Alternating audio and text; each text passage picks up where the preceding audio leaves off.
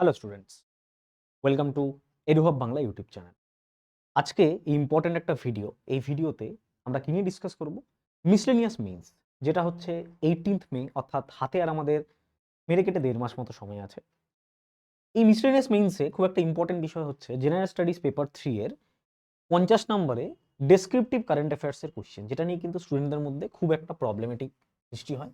50 মার্কসের descriptive question, যেখানে 20 মার্কসের একটা কোশ্চেন এবং 15 মার্কসের কিন্তু দুটো কোশ্চেন আসে। টোটাল 50 মার্কস কিন্তু এখানে থাকে। ঠিক আছে? তো এই জায়গায় দাঁড়িয়ে আমরা কিভাবে প্রিপারেশন নেব বা কোন কোন টপিকগুলো পড়বো, এটা নিয়ে আমাদের অনেকের মধ্যে একটা কনফিউশন রয়েছে যে প্রিভিয়াস ইয়ার কোশ্চেনগুলোতে কি কি টপিক এসেছিল, এগুলো দেখে হয়তো অনেকে বুঝতে পারছো না যে কি ধরনের টপিক আমরা পড়বো। তাদের জন্য কিন্তু এই ভিডিওটা ভালোভাবে দেখবে, শেষ অবধি দেখবে। দেখো, প্রথমে যেটা বিষয় সেটা হচ্ছে যে তোমরা যদি প্রিভিয়াস ইয়ার কোশ্চেন অ্যানালিসিস করো, যে কোনো এক্সামের একটা মেজর ফ্যাক্টর হচ্ছে প্রিভিয়াস ইয়ার কোশ্চেন অ্যানালিসিস, অর্থাৎ আমাকে পিওয়াইকিউ অ্যানালিসিস করতে হবে। তো মিসলেনিয়াসের ক্ষেত্রে আমাদের কাছে কি থাকে? আমাদের কাছে 2019-এর মিসলেনিয়াস এবং 2018-এর মিসলেনিয়াসের 2019 আর 2008, এই দুটো মিসলেনিয়াসের আমাদের কাছে মেইনসের পেপার অ্যাভেলেবেল, এবং হয়তো এর আগের পেপারগুলো অ্যাভেলেবেল আছে, বিভিন্নভাবে তোমরা জোগাড় করতে পারো। তো এই দুটো পেপারে কি কি প্রশ্ন এসছে সেটা আগে ভালো করে দেখো, কোন জায়গা থেকে প্রশ্নটা এসছে। প্রথমে তাহলে কি হবে, তাহলে একটা আইডিয়া তোমাদের জেনারেট হবে যে কি ধরনের প্রশ্ন আমাদের এখানে আসছে। এইবার আমি টপিকগুলো ওয়ান বাই ওয়ান তোমাদের বলে দিচ্ছি যে ক্লাস্টার মোটামুটি এই টপিকগুলো থেকে তোমাদের প্রশ্ন আসতে পারে। ঠিক আছে? টপিকগুলোকে আমরা দুটো ভাগে ভাগ করি, একটা ইন্টারন্যাশনাল রিলেশন, একটা হচ্ছে সোশ্যাল ইস্যু। আমরা ইন্টারন্যাশনাল রিলেশন থেকে কিন্তু এখন আন্তর্জাতিক সম্পর্ক থেকে প্রশ্ন আসে। তো কি কি প্রশ্ন আমরা পড়ব, কোন কোন এরিয়াগুলো আমি পড়ব? প্রথমে আমাকে পড়তে হবে ইন্ডিয়া অ্যান্ড ইটস নেইবার, অর্থাৎ ইন্ডিয়া এবং তার নেইবারের সাথে আমার সম্পর্ক, ইন্ডিয়া পাকিস্তানের সম্পর্ক, ইন্ডিয়া চায়না, ইন্ডিয়া চায়নার যে সম্পর্ক রয়েছে, কোন কোন ইস্যুগুলো রয়েছে।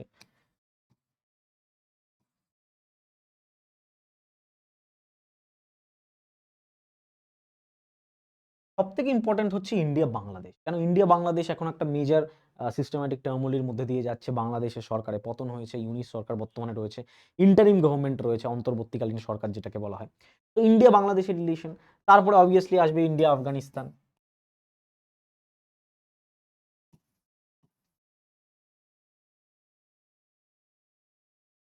ঠিক আছে? এই ধরনের কিছু কিছু টপিক, ইন্ডিয়ার সাথে বিভিন্ন আমাদের প্রতিবেশীদের সম্পর্ক এবং কি টানাপোড়েন চলছে, কি কি ইস্যু চলছে। এবার ইন্ডিয়া চায়না, সাপোজ ধরো ইন্ডিয়া চায়না রয়েছে, এখানে তোমাকে অবভিয়াসলি ওভার পড়তে হবে one belt one road initiative, তারপরে এসিও পড়তে হবে, সাংহাই কর্পোরেশন অর্গানাইজেশন। এগুলো ওভার থেকে অলরেডি একবার প্রশ্ন এসছে।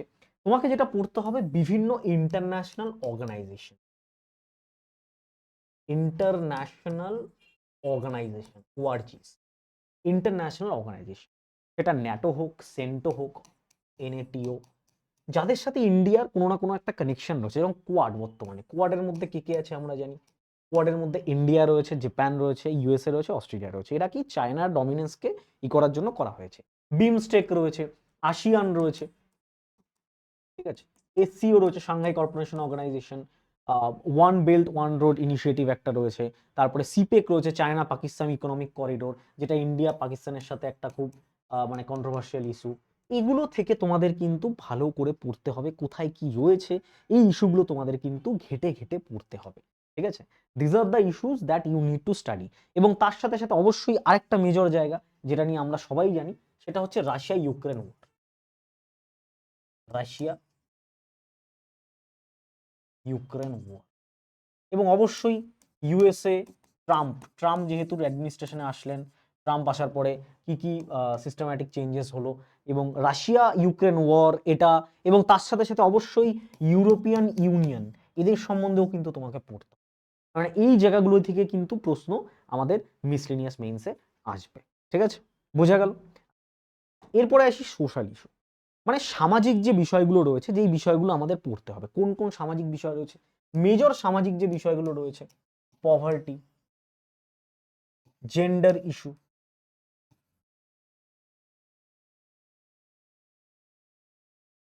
জেন্ডার ইস্যুস রয়েছে। বিভিন্ন যে মেজর মেজর সামাজিক বিষয়গুলো, যেগুলো বিগত, মানে পিএসসির কিন্তু একটা নির্দিষ্ট কোনো ফ্রেমওয়ার্ক নেই যে লাস্ট বছরের প্রশ্নই দেবে।